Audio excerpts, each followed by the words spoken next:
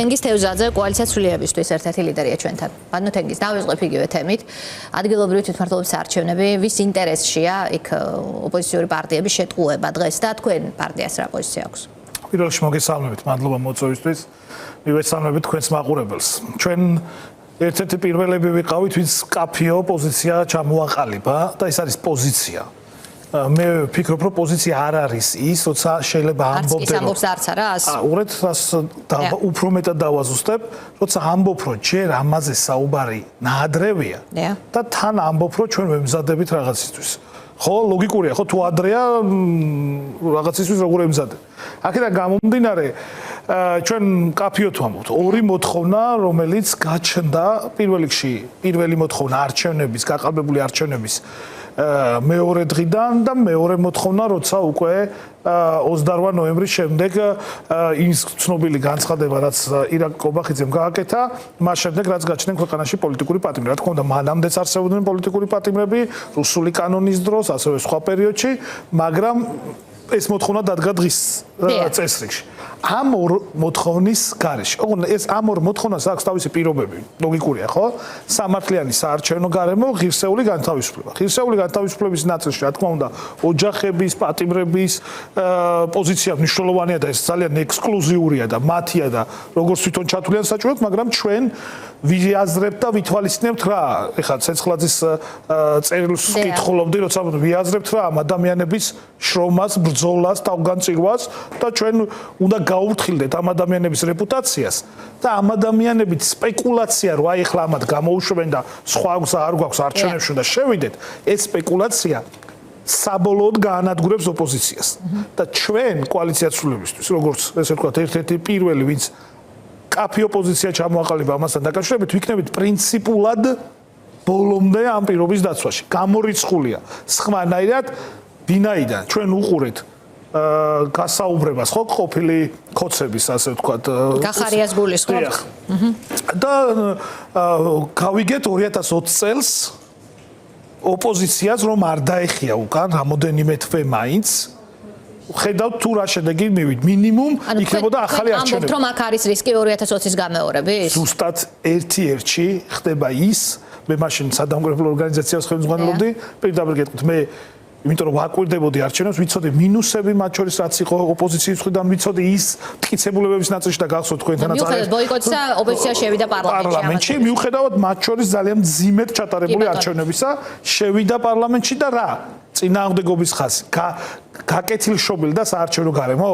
პოლიტპატიმრები, რა თქმა უნდა, ხო ხედავთ, დაკვირვების არჩევნები ამ ქვეყანაში. დაკვირვების. ამიტომ პრინციპულობა არის და თავარი რაც მივიღეთ, ნიჰილიზმი ამ მომრჩეველში. მე პოლიტიკაში არ ვარ დიდი ხანია, მაგრამ მეც მეხება ეს.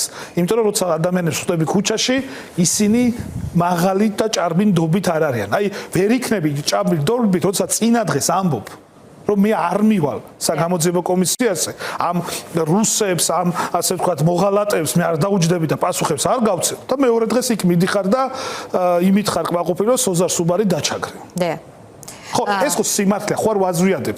დღეს აღიარეს, რომ იქ მაგილისუგლი ვისხდნენ ადამიანები წინა დღეს, შეთანხმდნენ, რომ სვამენ, რომ მას შემდეგ რაც გახარია იყო ამ კომისიაზე, მერე მდინარაძე გამოვიდა და უკან წაიღო პარტიების აკრძალვაო ეს იყო მათი მხრიდან, ასე ვთქვათ, რამდენიმე ინტერვიუში. ბატონი გახარიას სიტყვას, მის როლს როგორ იზიარებენ, იმ ჩატიდან წაშლის ნაწილში ვთქვით, ჯერ კიდევ პრემიერ-მინისტრი ისე მიაშალეს პოლიცსაბჭოს ჩატიდან, კაცი დილით პოლიცსაბჭოს ხტობას ითხოვდა და მიაშალეს და მერე ნახევარ საათში პოლიცსაბჭოს ხტობა იქნება. არ შევიდეთ, აი ეს არავის არ აინტერესებს. ამაში შესვლას არ ვაპირებ. ეს აინტერესებს. რა ხდება იმ შემთხვევაში, თუ არ ნიშნავს ივანიშვილი ახალ არჩევნებს და იმ შემთხვევაში თუ არ უშვებს პოლიტპატიმრებს. ან ივანიშვილს კარგად შევია ვაჭრობა 2020 წლის წინა პერიოდსაც თუ გავიხსენებ და მერეც, მან იცის ასეთი გზა აქვს, დაატყვევებს ვიღაცებს, მერე ვაჭრობს ამით, უშვებს გარეთ, ხო? შეიძლება მან ივაჭროს პოლიტპატიმრების თემით. ხო, შორის ეს რისკი თვითონ პოლიტპატიმრების ოჯახის წევრებმა დაინახეს ყველაზე ადრე და თქვეს რომ ჩვენი შვილების ხარჯზე დათმობა არ იქნებაო, არ უნდა იყოსო. თქვენ ფიქრობთ რომ პოლიტიკური სპექტრის ზოგიერთი წარმომადგენელი ამაზე წამსვლელია? ცდილობს, მე გუშინ წინ ვადევნებდი თვალყურს ზოგიერთი ოპოზიციონერის განცხადებებს და თითქოს ქართულ ოცნებას ეუბნებიან რომ მოდი ამით ანუ სპეკულაციას აკეთებენ, პოლიტპატიმრების გამოყენებას აპირებენ, რომ აი თითქოს აი თქვენ შემოგთავაზე, ჩვენ შემოგთავაზე და ამაზე შევთავთ. მაგრამ აქ ძალიან მნიშვნელოვანია პოლიტპატიმრების ღირსეული საქციელი, იმიტომ რომ ისინი უდანაშაულოები არიან. ისინი მათ რამე კი არ დააშავეს. იმიტომ კი არ არიან რომ საპყრობილეში რაღაც დამნა კრიმინალი ჩაიგდეს. არა, უდანაშაულო. ადამიანები ერთმანეთს არ იცნობდნენ და ედავებიან იმას, რომ ისინი რაღაცას ერთად აორგანიზებდნენ. მაგრამ მე რა უნდა საზოგადოებას? საზოგადოებას უნდა ერთი მკაფიოობა და მეორე, რაც უნდა ამ ქვეყანაში არის რეალ პოლიტიკა. რეალური პოლიტიკა უნდა საზოგადოებას. აი მაგალითად მე პირადად არ ვიცოდი, ჩემი სამოქალაქო სექტორში ჩართვა და აქტიურობა მოხდა გავრილობის ღამის შემდეგ. იმიტომ რომ მე მხოლოდ აკადემიური საქმიანობით ვიყავი, ვკითხულობდი უნივერსიტეტში ლექციებს, ჩემი პროექტები და პროგრამები მქონდა.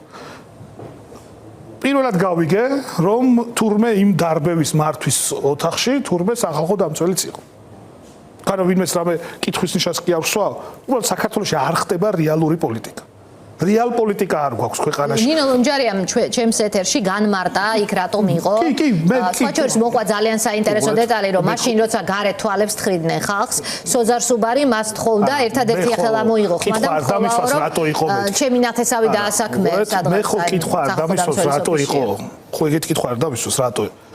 სახალხო დამცველია შეიძლება იქ ადგილზე პროცესის მიმდინარეობა. მეტი გამჭვირვალობა საჯარო პოლიტიკა. მეტი გამჭვირვალობა საერთოდ არ არის გამჭვირვალობა, პირდაპირ გეუბნებით, ის ფორმატები და ფრონტები თუ რაღაცები რაც იქნება, 5 პარტია იკრიბება და 3 ვერ თანხდება და საბოლოო ჯამში სხვას ლაპარაკობენ საჯაროდ, რეალური პოლიტიკა არ გვაქვს ქვეყანაში. ჩვენ გებულობთ, რომ ეს კულუარული პოლიტიკა ერთმანეთთან ანგარიშვალდებულება ქმნის სამწუხარო რეალობას საზოგადოებაში და მე შემდეგ ჩვენ გვიწევს იმაზე პასუხისმგებლობის გაცემა საზოგადოებასთან თუ როგორ იქცევა სხვა კოლეგა ოპოზიციონერი. აქ არის ძალიან მნიშვნელოვანი. თუ საზოგადოებას არ ეცოდინება სიმართლე, ავტორიტარული, დიქტატორული რეჟიმის წინააღმდეგ ბრძოლაში უბრალოდ ის არ გამოყვება.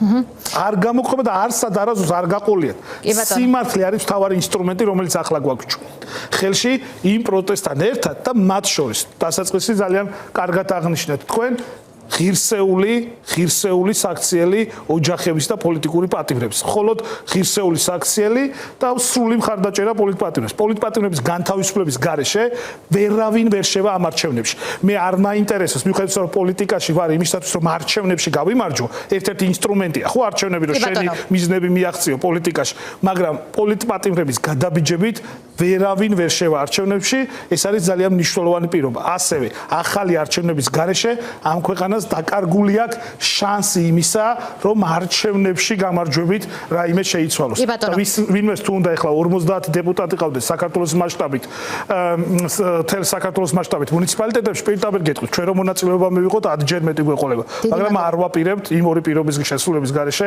არჩევნებში მონაწილეობის მიღებას.